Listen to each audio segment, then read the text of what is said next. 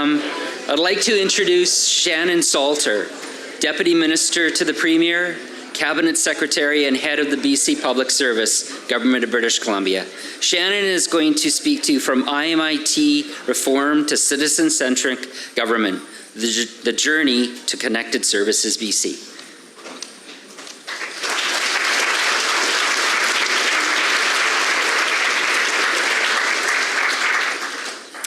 Thank you so much for the introduction, and good morning, everybody. It's wonderful to be here together with you today on the territories of the Lekwungen people, the Songhees and Esquimalt First Nations. It's also wonderful to see so many of you. I understand a record crowd, particularly about a keynote on government technology before 10 a.m. Thank you so much for being here. I really appreciate it. I'd like to start with a vision. And it's a vision that we've been working on for some time. It's a vision of what government in British Columbia will feel like by 2030. A government that works as one team. A government that feels simple, intuitive, and human to interact with. A government that designs around real lives rather than its own internal organization. I believe this vision is achievable because I've seen it happen before. As some of you will know, I helped with an incredible team to found the Civil Resolution Tribunal, which was Canada's first online tribunal when it opened in 2014. At the time, people told us government would never resolve legal disputes online. They told us it was too risky, too complex, and just plain impossible. I think some people even used the word crazy, sometimes about me specifically, which was hurtful. And yet today, the CRT has resolved tens of thousands of disputes entirely online. People get outcomes faster, at a fraction of the cost, with higher satisfaction, and with a process designed around their needs rather than institutional ones. The CRT taught us something fundamental. Technology alone will not transform government. But when you combine technology with clarity of purpose and a genuine collaboration with the people you serve, you can change the way people experience something as old and complex as the justice system. And it's that same energy that is driving our vision for 2030.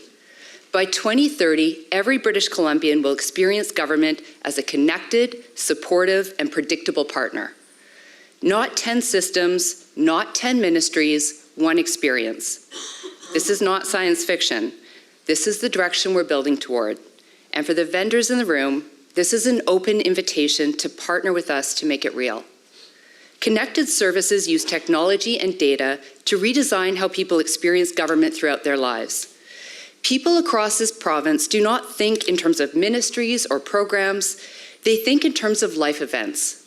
Having a baby, finding housing, facing a crisis, starting a business, caring for a family member, and sometimes trying to rebuild. Connected services create unified experiences throughout all of these events. And for people, that means fewer forms, less duplication, a single story told once, and services that meet them where they are rather than requiring them to navigate a maze of systems. Behind the scenes, connected services require something deceptively simple. Our systems must actually talk to each other. They must share meaning. They must follow common standards. They must speak the same language rather than relying on digital improvisation. This is how we turn fragmented processes into a single, coherent experience. Connected services transform a government that looks complicated from the outside into a government that feels coordinated from the inside. And that is the experience British Columbians deserve. To understand why we're transforming our digital model, let me introduce you to Amina. Amina is living with an acquired brain injury. She is trying to manage her health, secure stable housing, access disability supports, find legal help, and keep her life on track while healing. She is experiencing one life event, but our system treats it like 10.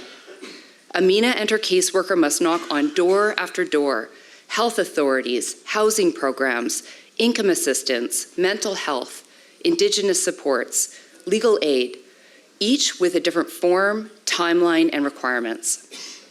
And every time, she has to retell her story, sometimes deeply personal, sometimes traumatic, again and again and again. And when you're already overwhelmed, this is not just an inconvenience, it is a harm. This is the experience far too many people in British Columbia face today. And it's not because our public servants lack compassion. They are some of the most committed and compassionate people I've ever encountered in my life. And it's not because our programs are flawed, although sometimes they can be a little bit flawed. But mainly it's not because our programs are flawed. It's because our systems were built at different times for different purposes with no expectation that they would ever need to work together. Amina should experience one government that understands her context and responds with coordination and care. She should not have to be the project manager of her own crisis. And that is why we're changing the model. We are shifting from a structure that makes people do the hard work of navigating to government to a structure where government does the work of navigating itself. And to bring this vision to life, we launched Connected Services BC on October 1st. It brings together the people, resources, and platforms needed to deliver government as one coherent experience. This is not a rebranding exercise. This is not a restructuring for the sake of it. It is a fundamental shift in the way that government works and the relationship between the citizen and its government. Connected Services BC is built on 4 foundational pieces. The first is governance and structure. We need shared accountability and clear leadership so ministries move in the same direction, not 12 different ones. Legislation and policy. We are building modern frameworks that support digital identity, privacy, and secure data sharing in ways that are responsible, transparent, and trusted. Third, shared meaning and common standards. Our systems must use the same definitions, the same formats, and the same rules. Connected services require shared language, not, again, digital improvisation. And lastly, technology. We need modern, scalable, secure technology that is consistent across government. Stable, reliable platforms that support a unified digital experience. And these are not abstract concepts. They unlock real benefits that people feel. And we're already making measurable progress to build on. The BC Services Card app now has more than 2.7 million users. We retired personal BC EID as a step towards a single unified identity system. We're modernizing systems so people can use Indigenous names and languages in all official government records. Interoperability is essential. It's what allows data to move responsibly across systems, for services to align, and for the experience to feel coherent. That is the foundation that Connected Services BC is now building. Our vision for Connected Services BC is ambitious, but it is completely achievable. By 2030, people in British Columbia will experience government as one coordinated system, not a collection of programs, not a maze of ministries, one experience. Services will be predictive. Government will understand what people need at the right moment, not in a way that feels intrusive, but in a way that feels supportive. Services will be inclusive. They will reflect the full diversity and languages of British Columbia.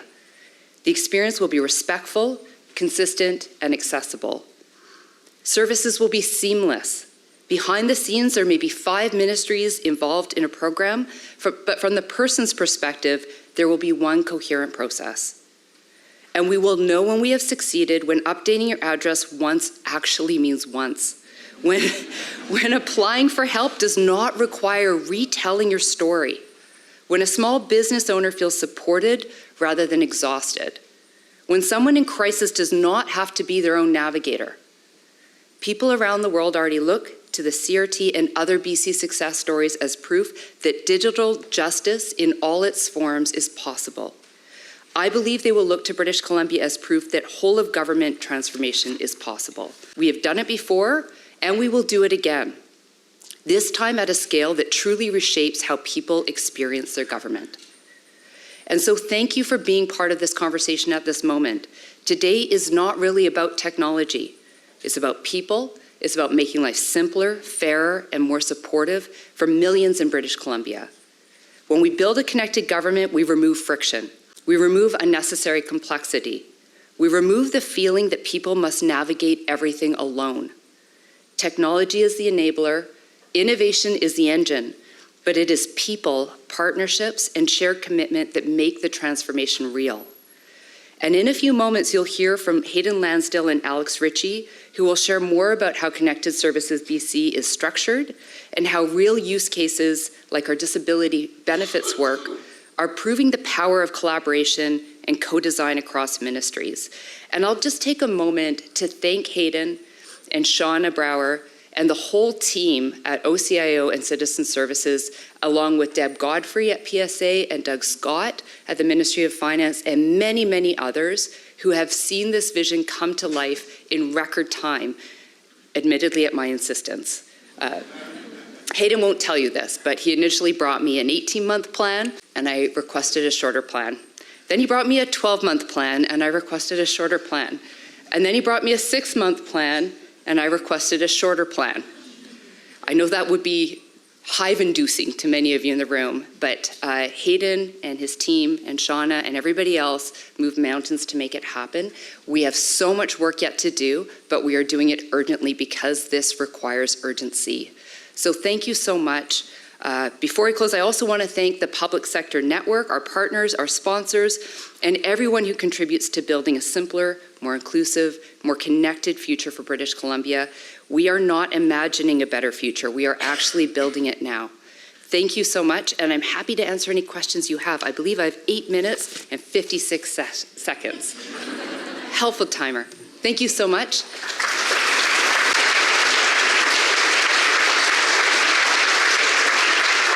Okay. Any questions or comments or thoughts? Thoughts about how this has been done again and again, and you've seen it before in your lifetime? The dialectics of government transformation. Okay, I'm sorry, it's a bit bright. Please go ahead. Hi. Anna Sainsbury from GeoComply. We have a technology company that pulls a lot of data together. My question for you on the challenges of people having to self-advocate throughout the system. It obviously exists in the medical system as well.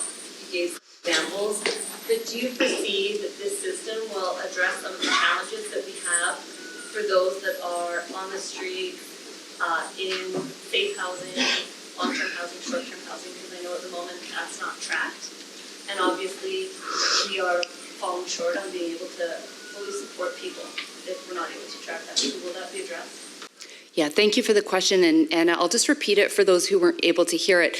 Anna had a very good question about how it is that we meet the needs of people who are even outside of core government, people who are unhoused, people in the healthcare system, people who have who have significant barriers, many of which we don't track or adequately record. I think there's a few parts to your question. One of the hopes of this, one of the objectives is to treat data as a corporate thing and not a thing that belongs to each ministry where we have difficult tracking the trajectory of people's lives and therefore their needs throughout their lives from cradle to grave. And so with consent, in a careful privacy-oriented way, this change will allow us to be able to better understand and integrate our data.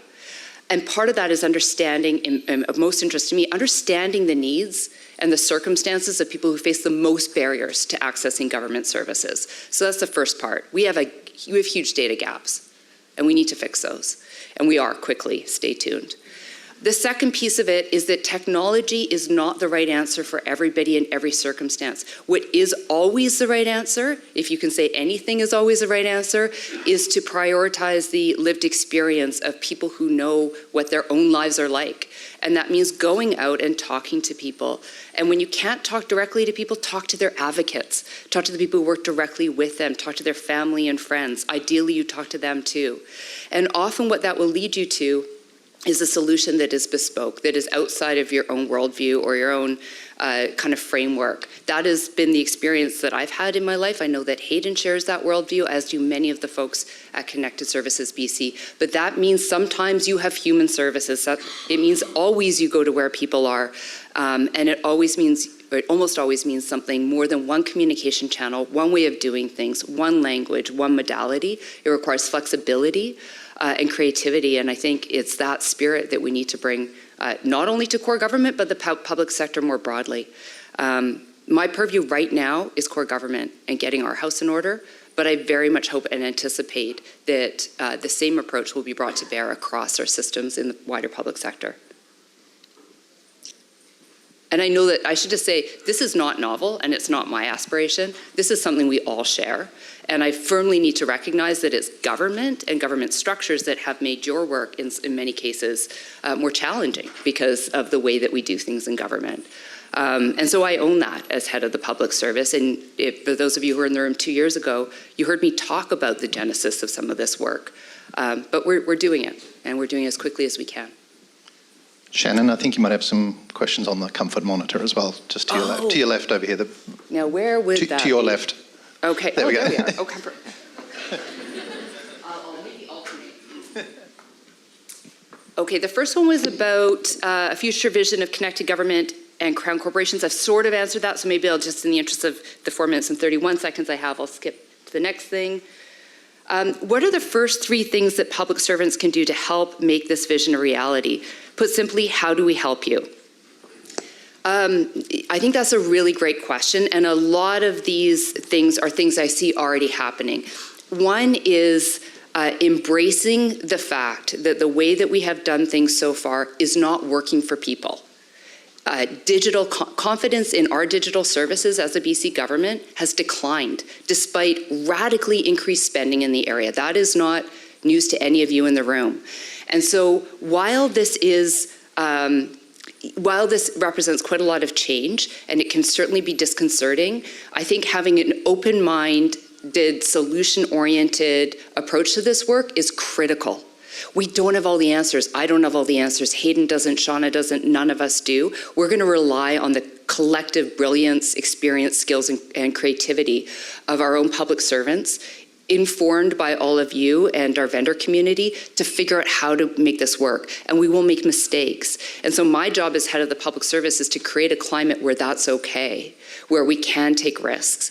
And I can see that already starting in Connected Services BC, where when you have a collective of folks who have the opportunity to build that kind of a culture, I think really exciting things will happen. That's only one. So whoever asked that question, I'll give some thought to the other two, but I'm worried about getting to more questions. So come back to that. In the room, gentleman over there. Thank you. Thanks. So I work in citizen services as a trainer, and so in my admittedly only like 4 years experience in government, I've seen where when we get a new technology solution, we often have to make it worse in order for it to fit into our existing environment. And we often don't get the full functionality. Yes. I'm not a comedian, I promise. So how would you change the approach of government to stop doing that, to be able to use our technology solutions as effectively as they can be used? Well, I know Hayden's talking to you later, and there's a technical answer to that I won't hazard to delve into, except to agree with the premise. We can get in our own way. We turn off all functionality and then slowly turn it back on as we are confident that it's not going to blow things up, compromise our privacy laws, etc. And sometimes that's valid, right? We deal with the most sensitive data in a human being's life, and we have to be careful to safeguard that sacred trust. But also, culturally, we do that just because that's what we do. And sometimes we go so far on one end that we ignore the risks, actually, of not adapting or adopting features as quickly as we could. There are huge risks to delay. And this is something in government we have a huge heuristic about. We are biased towards against the risk of doing something in favor of the risk of not doing something. But we never quantify the risk of not doing things. And those risks are real to people who are on wait lists endlessly, who do not get the benefit of our careful risk-taking, our creativity, our agency. And so we need to rebalance that and frankly, just be data-driven and take a step back and say, what really is the harm we're trying to avoid here? How do we mitigate that risk, and is it worse or better than not doing anything? So complicated answer to your question, a big part of it is cultural, and that's the part that I think Connected Services BC can help lead, because this will be the brain trust of the entire organization. It won't be pockets across ministries trying to do the right thing, trying to change a culture in ministries. It will be leadership, and it'll be hopefully a virtuous cycle of learning, engagement, creativity, and careful but thoughtful risk-taking. Okay. Okay, what is the plan to engage leaders and decision makers in core government who are not brought into this level of innovation? Part of my job was to ensure that decision makers, so cabinet, my boss, the premier, and others were on board for this. They are very much on board for this.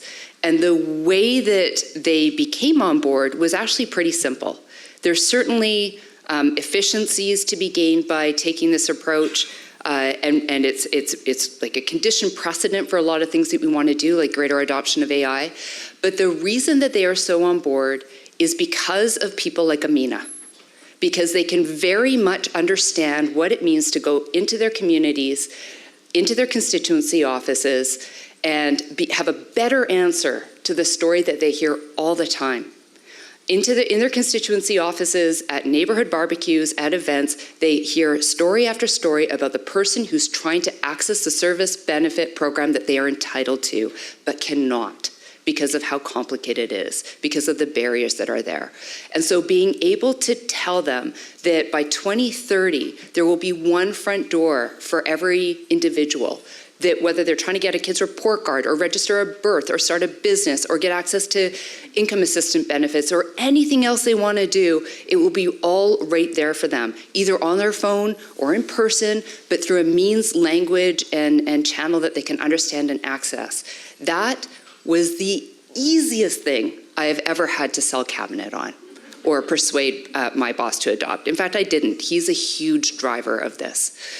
So in that sense, it's now a matter of fulfilling that promise. Inside government, this is what folks inside government often want to do as well. I mean, Hayden, I think, will tell you that there's huge support in government for this. There's certainly questions. There's absolutely anxiety. There's folks who have seen it before. And so I was only half joking earlier. There is a kind of dialectic in government where things consolidate and then they decentralize, and they consolidate and they decentralize. And it would be arrogant to think that without doing more, this would be any different. And that's why it keeps Hayden and I up at night. We've had a lot of conversations about this. Hayden is an ardent student of BC government history and has internalized a lot of lessons about why this has not worked in the past. You probably have a lot of lessons for why this hasn't worked in the past, and I'd like to hear them, so please tell us. But from what we can tell, we've tried to structure this in a way that is going to have its best chance of success. Because we have to do something. The status quo just isn't working. It's not working for anybody. So the best way to make this work is to make it actually work. And by that I mean, do the thing we're trying to do. Make sure that people inside government have access to the platforms, programs, services that they need to do their job, and then make sure that people outside of government have access to the services, programs, and benefits that they are entitled to, easily, carefully, thoughtfully, sure, but accessibly. And I'll just also end on that one point. Oh gosh, the clock is going in the wrong direction. I thought it was ticking down. It's going up. I'm wrapping up. I got the message. The key here too that I didn't say, and I'll just end on this note, is that we don't have a lot of research on why there's declining trust in public institutions, but it is declining precipitously, and it scares me because in that vacuum creates the circumstances where other anti-democratic bad things can happen. And what little research we have on what the antidote to this is actually pretty simple. If you make government work for people, it builds their trust. If they can do the thing that they think is fair in an accessible way, if they can get what they need in an accessible, fair, understandable way, if they feel that they're getting a fair shake from government, it builds trust. And that's our opportunity here. So I'm not exaggerating when I say that this is a chance to reorient the relationship between government and the people of this province, and that's exactly what we want to do with your help. So thank you so much again. Appreciate it.